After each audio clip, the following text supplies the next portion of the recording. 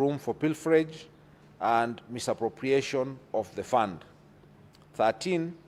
The office furniture and equipment supplied under the NAVCDP program are largely of substandard quality. There was therefore no value for money and compliance with the Public Procurement and Asset Disposal Act 2015, particularly Section 124, which obligates the procuring entity to select quality and cost-based selection, QCBS method, as the preferred method to be used to evaluate proposals. 14. The manner in which the few projects which were implemented was done shows that they were done without following the project implementation manual published by the World Bank to guide the implementation of the projects. 15. Again, the governor shirked his overall responsibility under Article 179(4) of the Constitution and Section 30, subsection 3F of the County Governments Act 2012 to be accountable for the management and use of county resources. 16. There is evidence that the governor has been ordering withdrawals from the fund for reasons other than those for which the fund was created by the donor. Evidence of this shall be availed at the hearing and consideration of this motion. The mover will as well be asking the Assembly to issue an order under Article 195, Subarticle 2B of the Constitution and Section 27, subsection 1C and subsection 2 of the County Assembly's Powers and Privileges Act 2017, compelling the relevant banks where the funds were drawn from to furnish this House with the bank statements showing the withdrawals of the funds from 2023 to date. 3. Misappropriation of funds and unfair distribution of projects under the Financing Locally Led Climate Action, FLOCA Fund. 17. On various dates between the year 2023 and 2025, the governor has violated the provisions of Articles 10, 179, 183, 201, 207, and 208 of the Constitution, and Sections 102 and 107 of the Public Finance Management Act 2012, and Section 30, subsection 3F of the County Governments Act 2012, by presiding over unfair, skewed, and nepotic distribution of projects under FLOCA funds, imprudent use, misappropriation, and misallocation of FLOCA funds as follows. A. Skewed and unfair distribution of projects under the fund with the governor's home ward, namely Chemosot ward, alone, getting projects worth Kenya shillings 21,701,590, while there are many other wards, not only in other sub-counties, but even in the Bureti sub-county, which have received not a single project under the fund. This nepotically skewed distribution of projects under the fund violates the national values and principles of governance under Article 10 of the Constitution, and in particular, the values of equity, non-discrimination, equality, good governance, integrity, transparency, and accountability, the principles of public finance under Chapter 12 of the Constitution, as well as the provisions of Sections 102 and 107 of the Public Finance Management Act, which enjoins the governor to ensure fiscal responsibility and adherence to the values and principles of the Constitution in the management of the county funds. B. The Joint Committee on Water and Sanitation and Environment, Energy, Forestry, and Natural Resources, in their report on the implementation status of FLOCA programs, noted that some projects under the fund, namely Chemomul Water Project in Kabianga, water and environment projects in Seretut, Cheptororiet Ward, Torachtani Cooperative Society Milk Cooling Plant in Kapsaos Ward, Soliat Water Tree Nursery Establishment Project in Soliat Ward, Arndonyo Mare Borehole Water Project, and Lelaitich water project in Soliat ward are marked as 100% complete, yet there are either defects in the works, incomplete and substandard works. 18, as a result of this unfair distribution of projects, wards like Cheplanget, Litain, Chaik, Kipchebor, Chilchila, and Kunyak did not get even a single project in all the categories under the fund, namely environment, agriculture, and water. 4, misappropriation of county funds and Equalizer Kazi Mtaani initiative.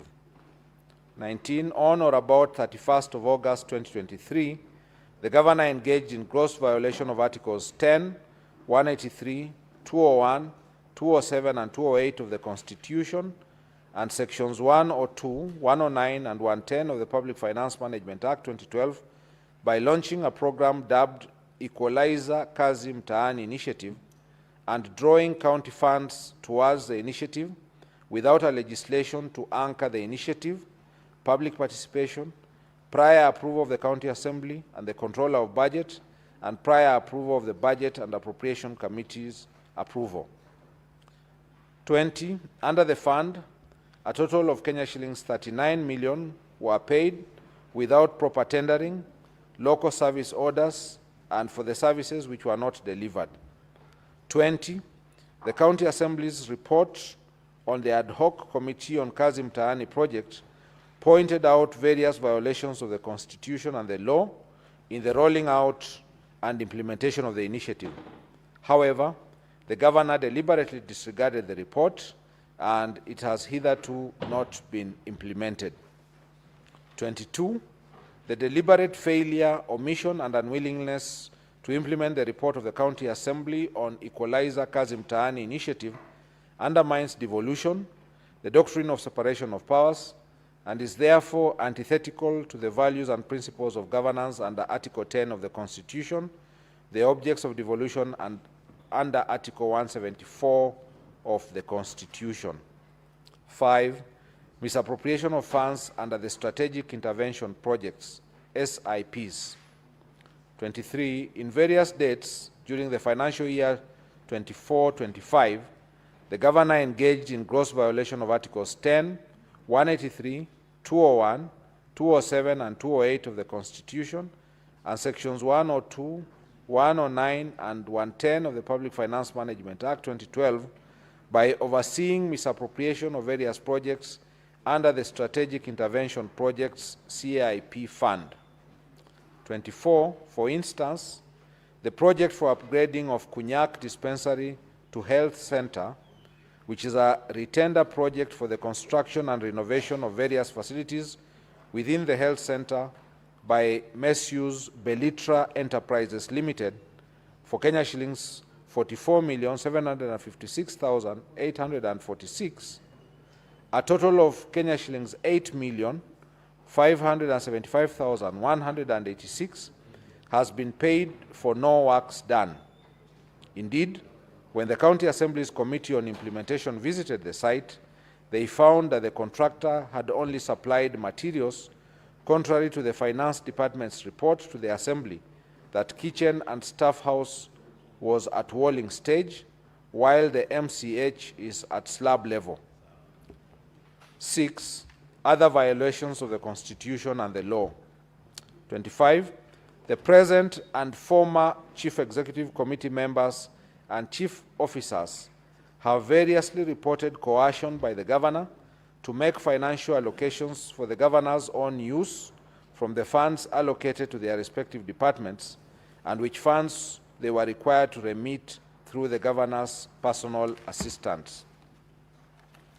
26, violation of Article 201A, D, and E of the Constitution 2010 on principles of public finance, and Article 226 as read with Article 227 of the Constitution by presiding over glaring irregularities evidenced by A, irregular award of contracts and evasion of accountability, B, willfully interfering in the procurement processes and the award of tenders, C, skewed tender awards, to various contractors at inflated rates and in collusion with fraudulent contractors and suppliers. D, irregular implementation and unfair distribution of various programs in the county. E, intentionally and negligently presiding over massive theft of county public funds, as evidenced by the Auditor General's reports for the preceding financial years, which have raised red flags over various projects. 27. On 15th August 2023, the Governor compensated the victims of Londiani accident from the County Emergency Fund to cover up for the funds raised by the public and misappropriated by a committee he had formed to steer the funds drive, and without a cogent explanation of how the funds publicly raised for the victims had been expended. Allegation number 2, misappropriating and or abetting misappropriation of the funds publicly raised for the victims of Londiani accident. 1. On various dates between 4th July 2023 and 9th July 2023, the Governor grossly violated the provisions of Article 10, 73, and 75 of the Constitution and Sections 29 and 34 of the Leadership and Integrity Act 2012 by A, overseeing misappropriation of the funds raised for the victims of the horrendous Londiani Junction accident tragedy, in which over Kenya shillings 9 million of public raised funds were lost. B, reneging on his undertaking to implement the report of the County Assembly's ad hoc committee formed to probe the misappropriation of funds meant for the victims of the accident.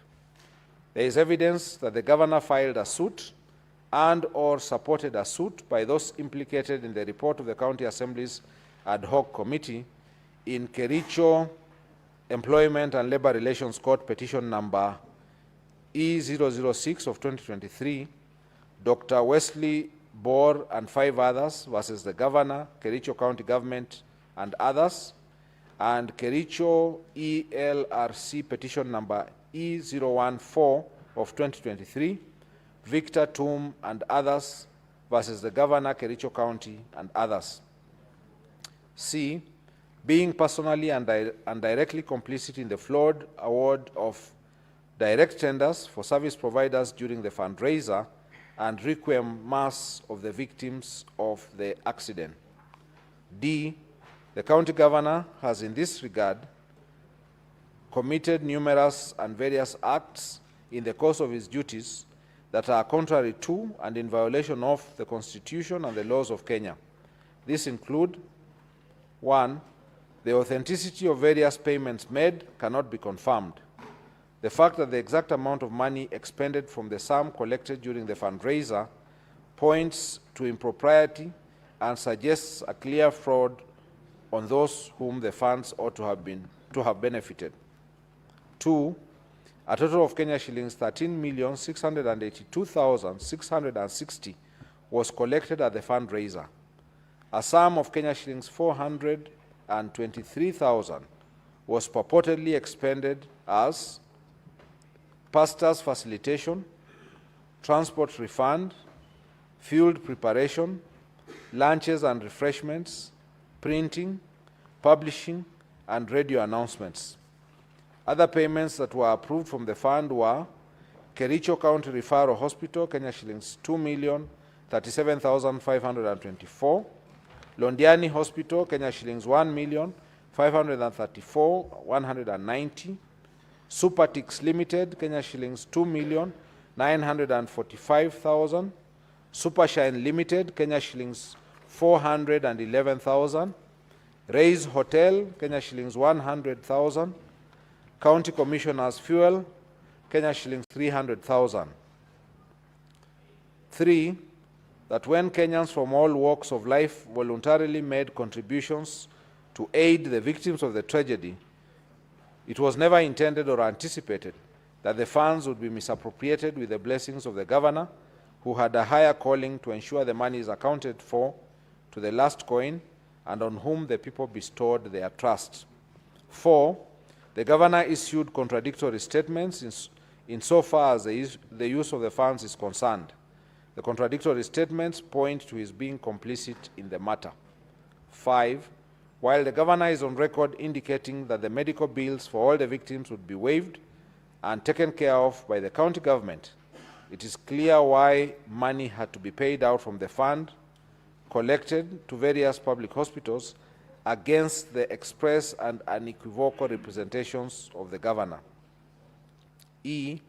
By his acts of omission and commission, the governor has grossly violated the provisions of Article 75 of the Constitution, which demands that a state officer shall, whether in private or in public, behave in a manner that avoids conflict of interest between personal interests and public or official interests, or compromises public interest in favor of personal interest. F. By overseeing the misappropriation of the funds aimed at assisting the victims of the accident, the governor violated Article 73 Sub-Article 2, which demands from him selfless service based solely on public interest, demonstrated by honesty in the execution of his duties, accountability to the public for decisions and actions, and discipline and commitment in service. G. By allowing himself to be a master of doublespeak in such a grave matter that shook the conscience of the nation, the governor violated Article 73, Sub-Article A, Roman 2 and 3 of the Constitution, which demand that he at all times demonstrates respect to the people and brings honor and dignity to the office he holds. H. By allowing himself and senior officials close to him to benefit from the funds, the governor violated Article 76, Sub-Article 2b of the Constitution, which prohibits a state officer from accepting a benefit in circumstances that compromise the integrity of the state officer. I. By failing to ensure that decision-making in the executive of the county governor are not influenced by corruption, nepotism, and other callous and improper motives, the governor has failed to exercise objectivity and impartiality, thus violating Article 73, Sub-Article 2b of the Constitution of Kenya 2010. Ground 2, abuse of office. The particulars of this ground are as follows. Allegation 1, illegal appointments, unlawful dismissals and transfers, and usurpation of the constitutional and statutory functions of county public service. The governor has variously engaged in 1, gross misconduct, and 2, gross violations of Articles 10, 73, 75, 232, 235, and 236 of the Constitution. 3, gross violations of Section 17 of the Public Officer Ethics Act, Sections 55, 59, 59A, 60, 62, 63, 64, and 65 of the County Governments Act, Section 4 of the Public Appointments County Assemblies Approval Act 2017, and variously abused his office by A, skewed, uncompetitive, and nepotic appointments of the county employees of various cadres. For instance, the governor recently hired his own brother, one Victor Mutai, as a revenue clerk. Similarly, the governor's personal assistant's wife, one Chepkirui Mercy, was recently hired as a nurse on contract basis. Who was recently hired as a nurse on contract basis was confirmed, yet there are a number of nursing staff who have been serving on contract for long without confirmation. B, illegally appointing one Mrs. Alice Bett, now Judge of the High Court, as the county attorney when there was a substantive office holder, an act which the Employment and Labor Relations Court, the Honorable Lady Justice Wasilwa, affirmed was irregular, unprocedural, and unlawful in the case of Sang versus Governor Kericho County and 2 others, petition E001 of 2023. In that case, the governor was found by the court to be in gross violation of Article 73 and 232 of the Constitution, his actions found to be illegal and unconstitutional, and ordered to pay costs of Kenya shillings 2 million and costs personally. The governor has therefore been already adjudged to be in gross violation of the law and all the Assembly and the Senate. C. Causing the advertisement of the positions of doctors, nurses, early childhood education, ECDE teachers, just to endear himself politically when he knew the county government did not have capacity to hire. The applicants were subsequently not shortlisted, nor the alleged vacancies filled up. D.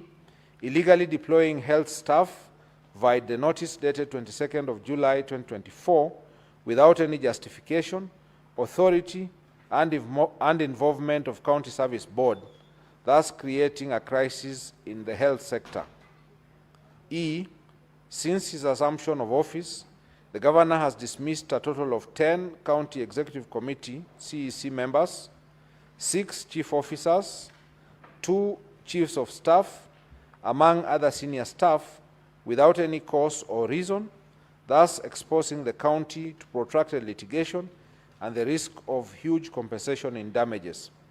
The governor has perpetuated this firing spree, not for any reason, but as a show of might, power, and authority, and that is where the abuse lies. Allegation 2, subversion, discrediting, and impeding of the oversight role of the County Assembly. On 3rd September 2024, the governor engaged in 1, gross misconduct, and 2, grossly violated the provisions of Articles 10, 73, 75, 174, and 185(3) of the Constitution, and abused his office by writing to the Speaker, purporting to direct the Speaker on, among other things, the timelines the Speaker should give the chief officers who are summoned by the Assembly for questioning in exercise of the Assembly's oversight mandate.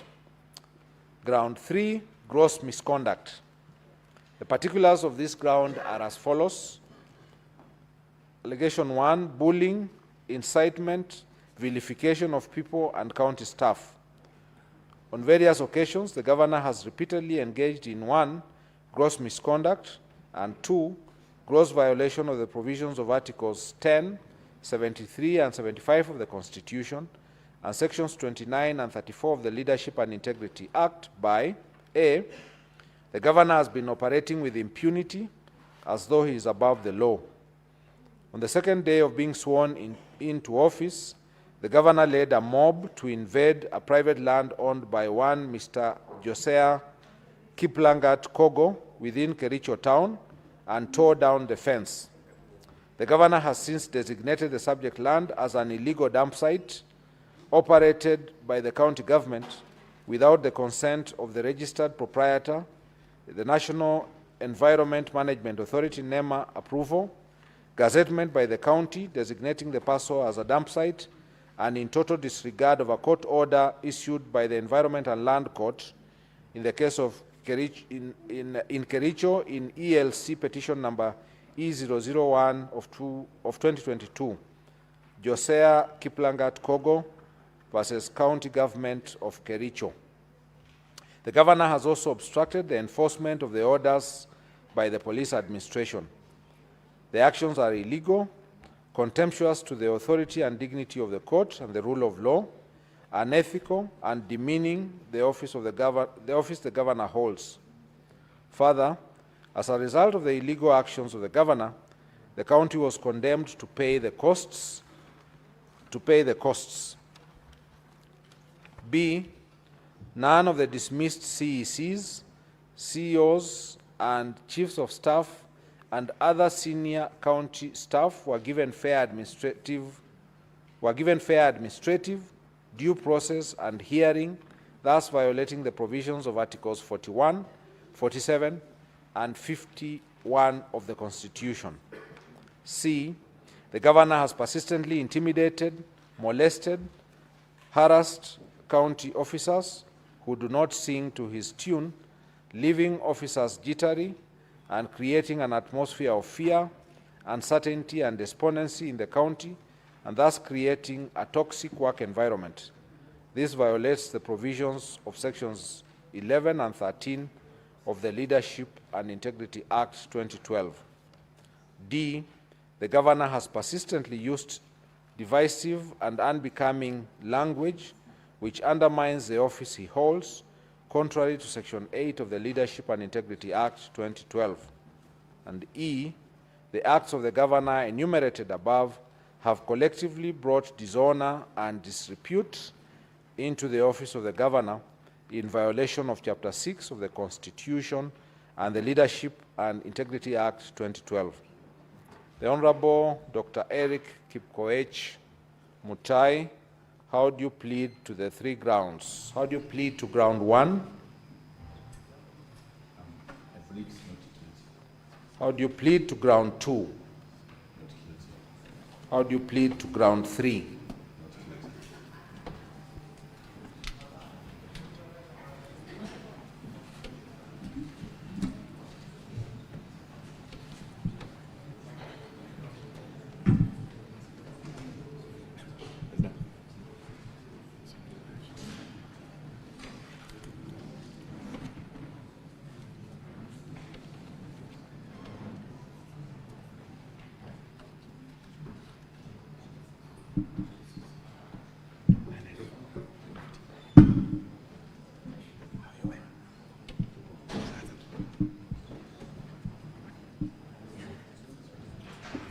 Governor, you may be seated. Thank you, Mr. Speaker, sir.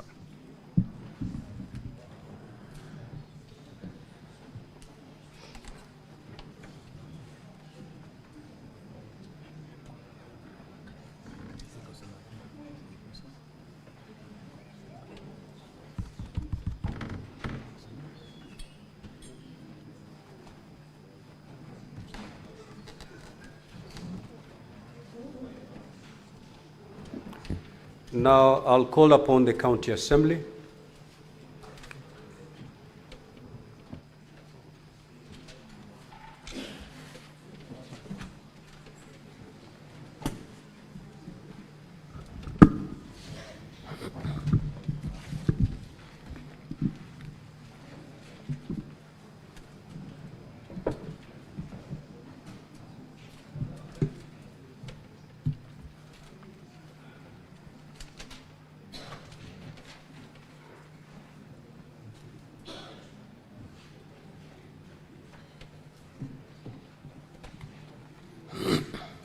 So the County Assembly, you have 30 minutes to make your opening statement.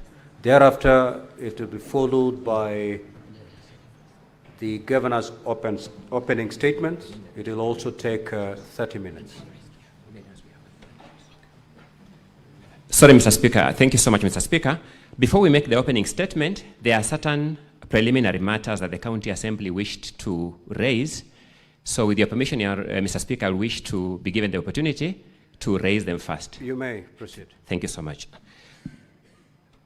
Mr. Speaker, allow me to begin by raising the fairly simple and straightforward preliminary issue. By letter dated 24th August 2025 by the firm of HK Advocates on behalf of the County Assembly. Sorry, the record may not have caught my name. My name is Elisha Ongoya for the County Assembly of Kericho.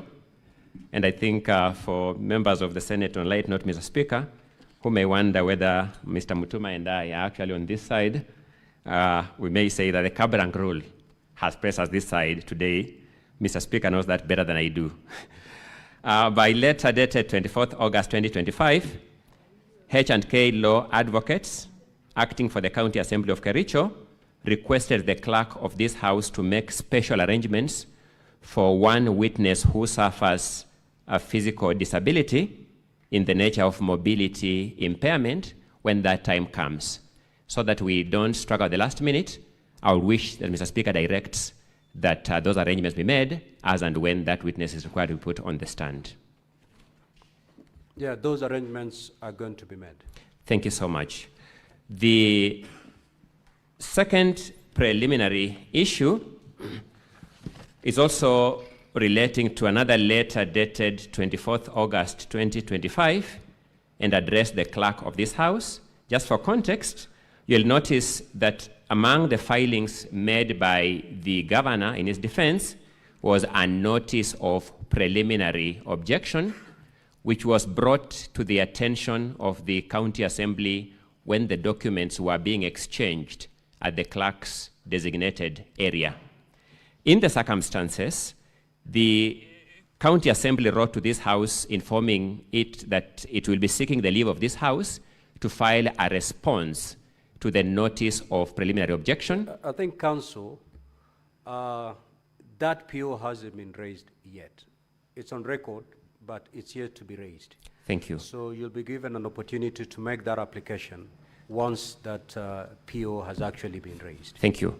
Having said that, Mr. Speaker, the final is a set of documents that we also wish to be permitted to be circulated to the senators. I'll just lay a brief context for this. There are documents which, Mr. Speaker, when you are informing the senators, you drew their attention to the documents that the County Assembly brought to this House accompanying the resolution of the County Assembly. Some of those documents, unfortunately, when we are now preparing the volumes for circulation, because of the number of volumes involved, were omitted among the documents that were delivered, and other documents were also referred to the various witness affidavits, and those documents were also omitted when we were producing the volumes because of the sheer number of volumes that were being produced. If you give me permission, Mr. Speaker, I can then draw your attention to the specific documents so that then you can consider whether or not to allow them. You may proceed. Thank you. Mr. Speaker, you'll remember you read among the documents that the County Assembly presented to this Senate as payment vouchers for the Department of Agriculture. You also read payment vouchers for the Department of Lands and Physical Planning. Those documents, although accompanying the motion and duly presented to the Office of Speaker, were not reproduced in the volumes that have been given to the honorable senators. We beseech you to grant us leave to have those documents circulated among the senators. We also have documents that are mentioned in the various witness affidavits, but which unfortunately were not reproduced when the volumes were being made. By name, we have a staff redeployment memo dated 10th January 2025, an internal memo of the County Government of Kericho.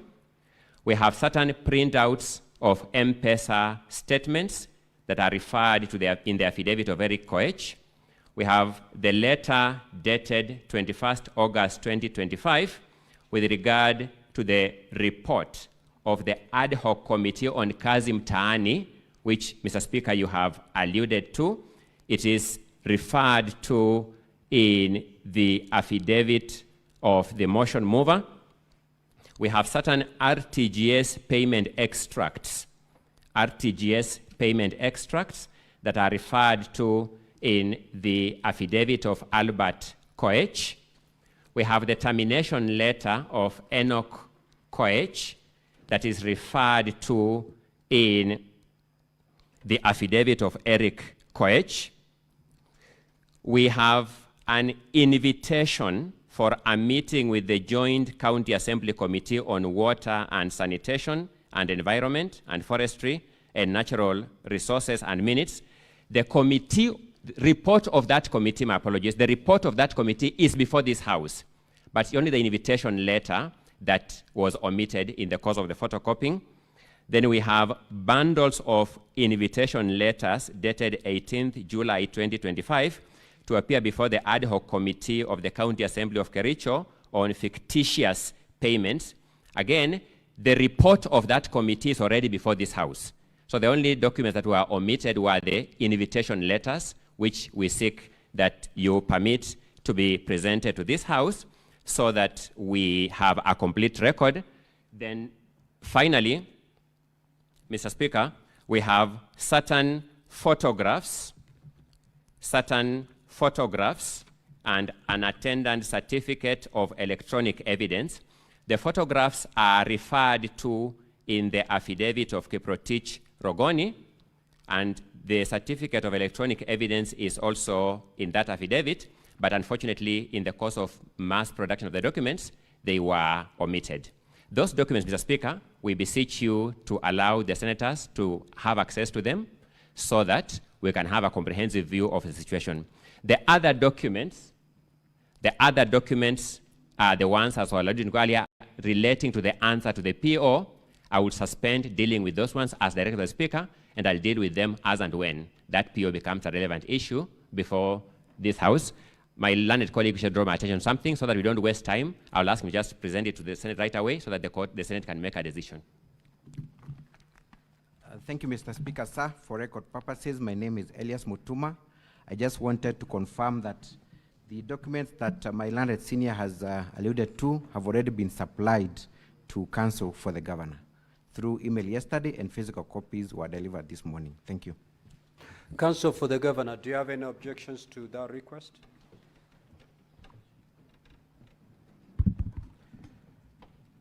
Mr. Speaker, sir, and honorable senators, we very strongly object. We very strongly object. It is true that we were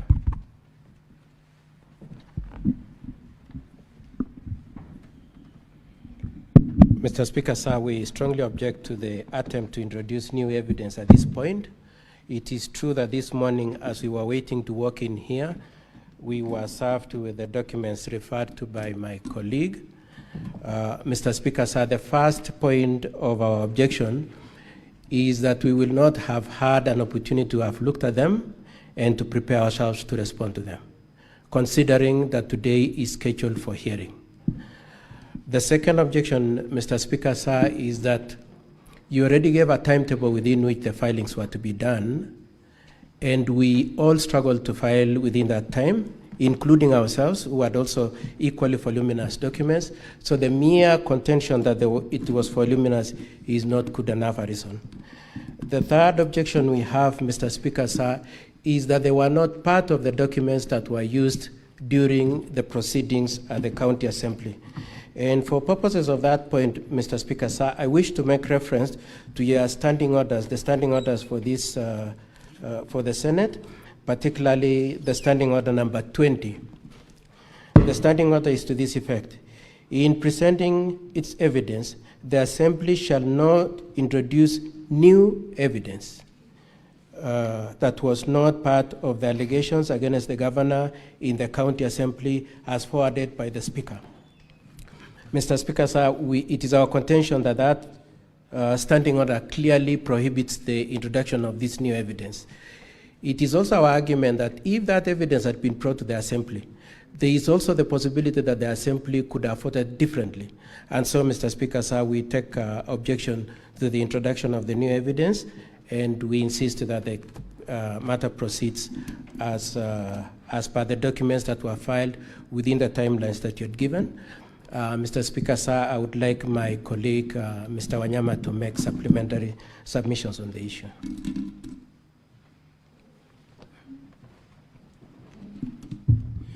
Mr. Speaker, sir, the Honorable Senators, just an additional remark.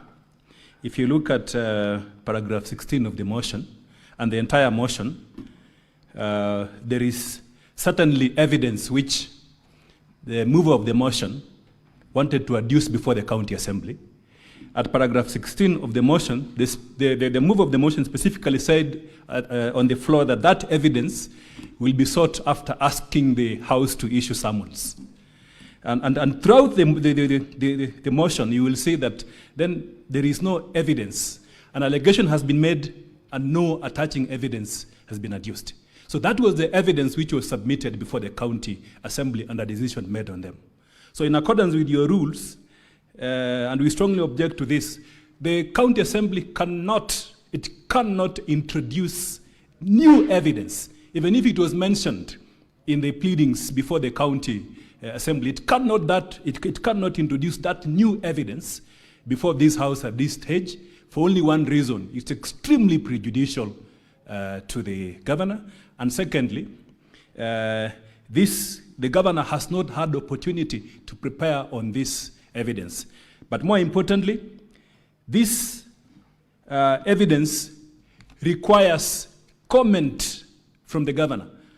And therefore, the right to fair hearing will be severely breached if this evidence, which the County Assembly is now doing a patchwork, is introduced at this stage. And lastly, it will contravene your express, clear, and unequivocal rules that no new evidence shall be introduced on the Senate if you are not part of the evidence submitted against the governor in the County Assembly. Thank you.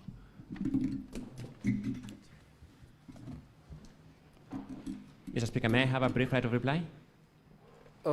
Council, let me just make a ruling on this matter. We make progress. Thank you, Mr. Speaker. We've had your position. We've had the governor's position.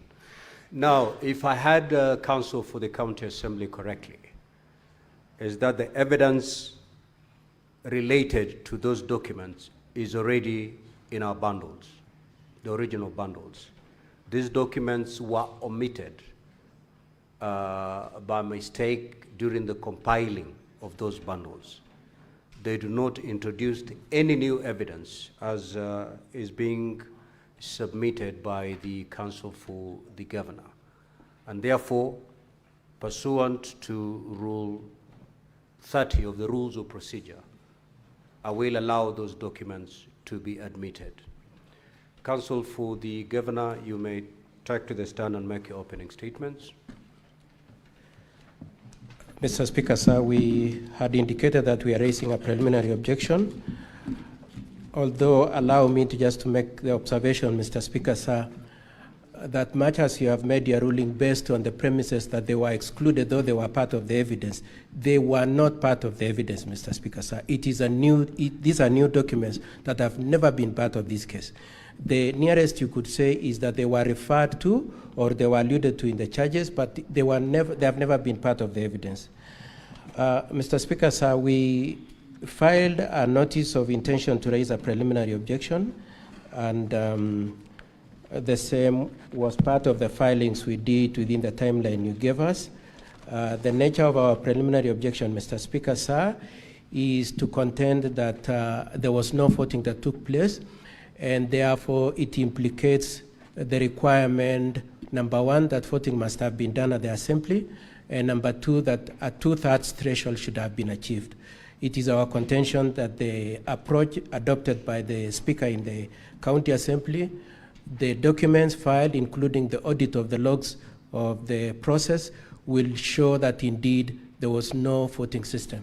Mr. Speaker, sir, I pray that you allow us to raise that preliminary objection to the effect that indeed no voting took place and that 2/3 was not achieved, and therefore your jurisdiction has not been triggered as a Senate. So, Counsel for Governor, you have 15 minutes to raise your appeal. Counsel for the County Assembly, you'll have 15 minutes to respond, and thereafter the Senate will make a determination on the matter.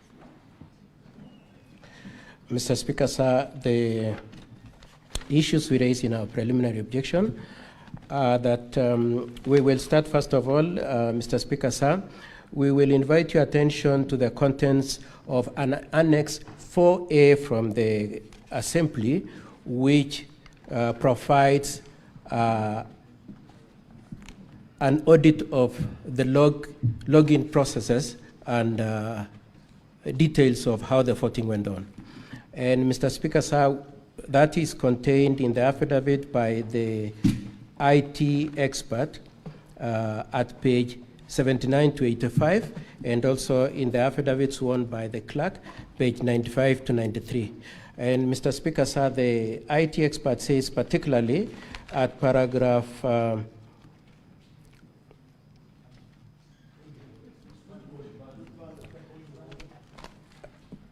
it is volume 2. Volume 2. What is your issue, Senator for Nairobi? Volume 2 of the County Counsel Assembly. for Governor, just hold and pause the time for the Governor, please. Yes, Senator Sifuna. No, Speaker, we've been through this process many times, and these are experienced lawyers. Part of the thing they should do before they start is to introduce to the Senate their documents. You can't just refer to documents, and we have volumes upon volumes here. I would expect that Counsel for the Governor start by telling us what his documents look like, and then we can be able to go together. Other than that, you're just speaking to yourself. With respect, Counsel. Counsel for Governor, kindly be guided accordingly. My apologies, Honorable Senators.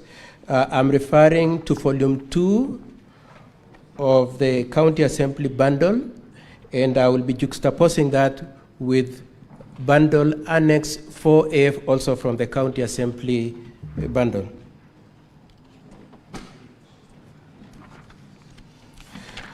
Mr. Speaker, sir, our preliminary objection, the first point I wish to address is what has been referred to by the IT expert, and that testimony, his affidavit is at page 79 to page 89.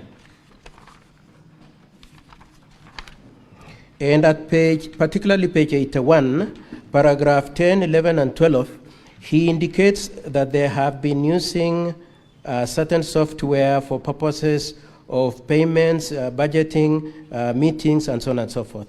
Then he says in October 2024, an enactment was made of Standing Order number 77, and attendant to the enactment of that section, they then developed a system for voting by upgrading what they already had for purposes of implementation of that standing order. Then he proceeds at paragraph 23, 30, and 31 to say that system is accurate, verifiable, secure, user-specific, and friendly. And Mr. Speaker, sir, that's where our preliminary objection lies. We would like to say, first of all, if it were a specific, if it was tailored to meet the intention of that standing order number 70, the standing order number 70, standing order number 77A requires that in the event an MCA chooses not to vote, then it must be deemed to have abstained. Mr. Speaker, sir, when we look at volume 1 of the Governor's bundle at page 98 to 101, if we could look at that. The Governor's bundle, page 98 to 101 to 106. It is the bundle is pink in color. It will be noted that if indeed it was tailored to meet the intentions of Standing Order number 77, then it should also have complied with the detail of 77.8, which says that any MCA who has not voted should be reflected as having abstained. You will notice at page 98 that the votes reflected in that report says that 33 voted and there was 0 abstain. However, when you juxtapose that, if we could go again to the volume 2 of the Assembly's bundle, you will find an affidavit by the clerk of the County Assembly at page 90 to 93, and particularly at page 90, at paragraph 17 at page 93, the clerk is very specific that there were 47 MCAs in the Assembly on that date.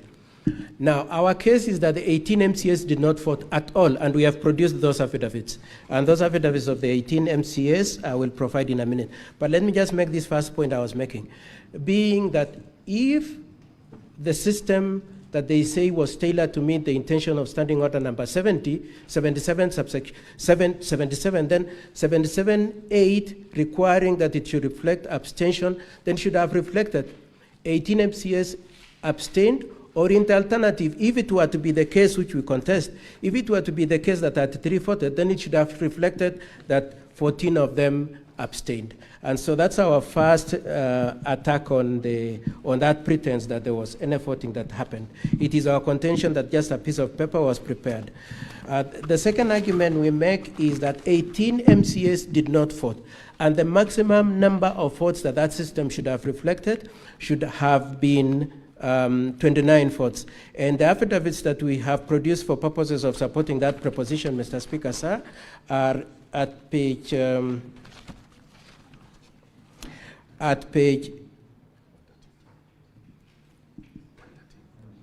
117 to 120 of the Governor's bundle. that is an MCA called Kiptagan. Then there is an MCA called Kibet Bozuben at page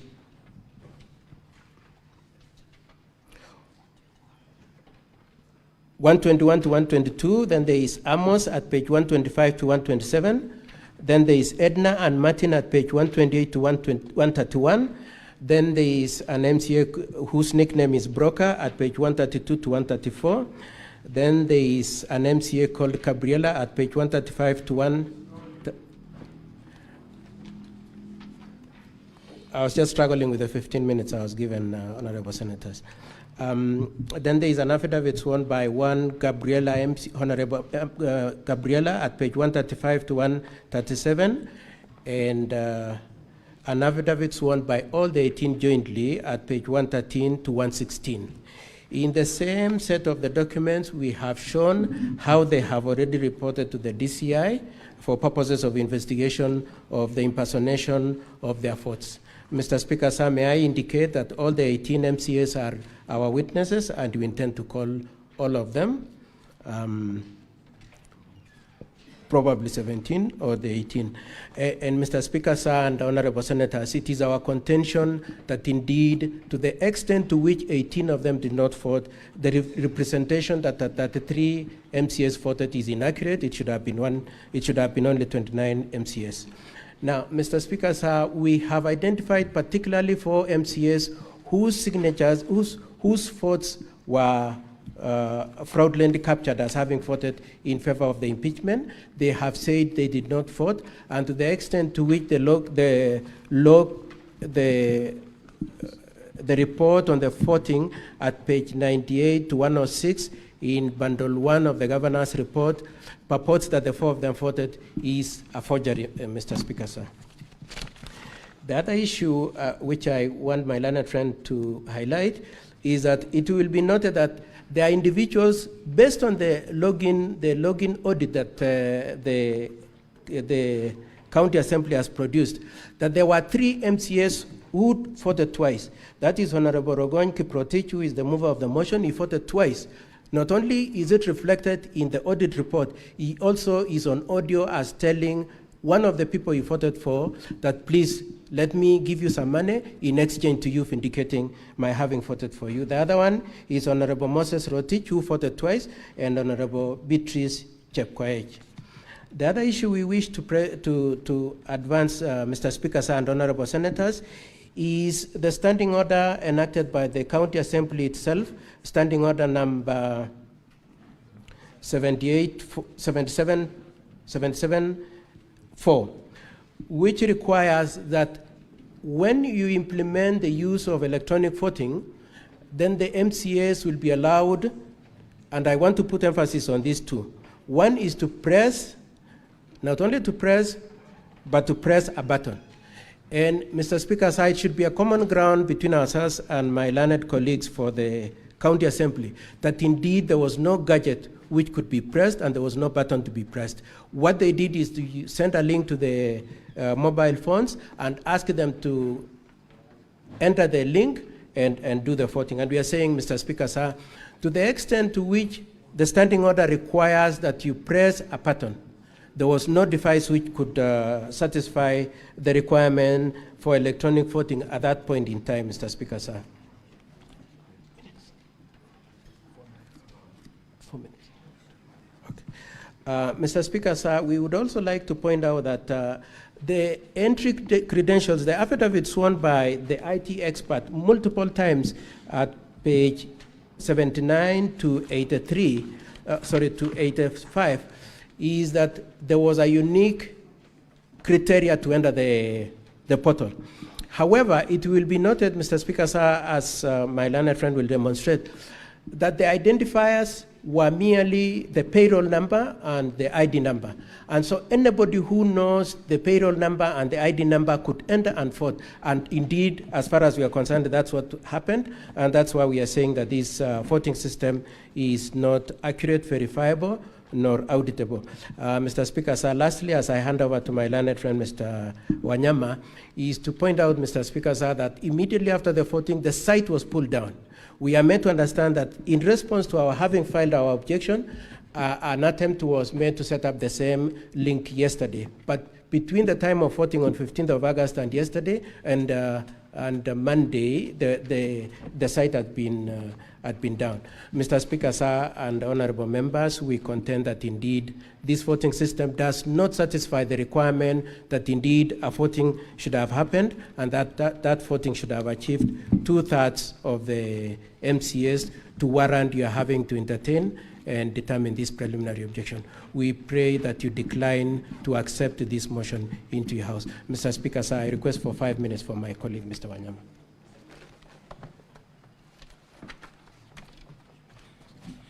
Yeah, Mr. Speaker, sir, honorable senators, there is a thorny issue which is creeping from our motion. The Kericho County Assembly has 47 MCS. The documents submitted by the County Assembly show 33 voted in favor of the motion. There are 18 MCS before this House who say that they never voted for the motion. So outside the legalities, the Senate can determine that question factually by asking all these 18 MCS whether they voted for the motion or not. Because Section 33, paragraph 2 of the County Government Act, it's what gives this House the powers, the jurisdiction. So we submit that there is no proper motion before the House because of that question. It was not supported by the requisite 2/3 majority as required by the law. And why? Mr. Speaker and honorable senators, allow me to invite you to look at volume A. Volume 4A of the County Assembly documents, because this is where the explanation comes in. Volume 4A of the County Assembly documents. Now, the County Assembly said that they used a system. They used a system which they were deploying for the first time in this voting, a system. How would an MCA access this system? You will need your IPPD number, your payroll number, and your ID number to access the system to vote. I myself, yesterday, I attempted to access this system, and I was able to access the system which they had put after pulling it down, and I was able to vote using the IPPD number and the ID number of MCS. The IPPD number is available in volume 4A of the document. Volume 4A of the document, and allow me to just show you the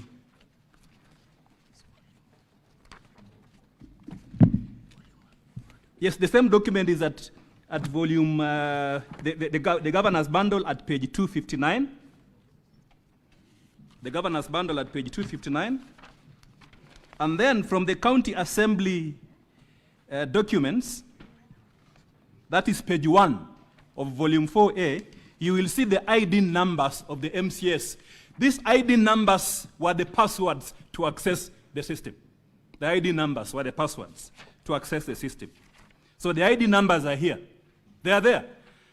Then the username is contained at page 4 of the County Assembly document. Page 4 of the County Assembly document, you will see the IPPD system.